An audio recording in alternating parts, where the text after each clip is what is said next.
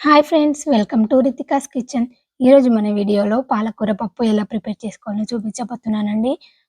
మన వీడియో చూసే ముందు ఇంకా మా ఛానల్ని సబ్స్క్రైబ్ చేసుకొని వాళ్ళు ఉంటే ప్లీజ్ సబ్స్క్రైబ్ చేసుకొని వీడియోస్ చూసేయండి. ఇప్పుడు ముందుగానే నానబెట్టుకున్న ఒక కప్పు కందిపప్పును కుక్కర్లో వేసేసుకోండి. అలాగే హాఫ్ కేజీ పాలకూరను ఇలా సన్నగా కట్ చేసి వేసేసుకోండి. ఇందులోకి చిటికెడంత పసుపు, ఒక టేబుల్ స్పూన్ కారం, 2-3 పచ్చిమిర్చీలు, ఒక టేబుల్ స్పూన్ ఆయిల్, ఒక 2 గ్లాసుల వాటర్ పోసేసుకొని పప్పు కుక్కర్ మూత పెట్టేసుకోండి.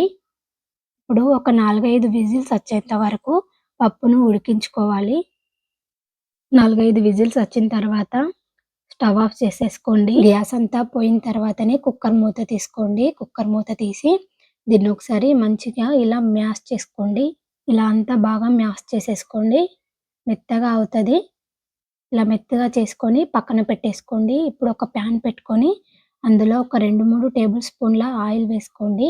ఆయిల్ హీట్ అయిన తర్వాత ఒక టీ స్పూన్ శనగపప్పు, ఒక టీ స్పూన్ జీలకర్ర, 2 ఎండుమిర్చి, సన్నగా కట్ చేసుకున్న ఒక ఆనియన్ వేసుకొని ఇలా బాగా ఫ్రై చేసుకోండి.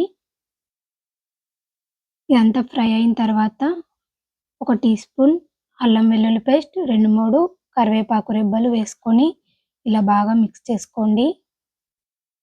ఇవి బాగా వేగిపోయిన తర్వాత మనం ఉడికించి పెట్టుకున్న పప్పుని ఇందులో వేసుకోండి. ఇందులోకి కొద్దిగా చింతపండు రసం, 2-3 టేబుల్ స్పూన్ల సాల్ట్ వేసుకొని బాగా మిక్స్ చేసుకోండి. మూత పెట్టేసుకొని ఒక 10 మినిట్స్ కుక్ చేసుకోండి. 10 మినిట్స్ తర్వాత మూత తీసి ఒకసారి మిక్స్ చేసుకొని దింపేసుకుంటే అంతేనండి. ఎంతో టేస్టీగా పాలకూర పప్పు రెడీ అయిపోతుంది.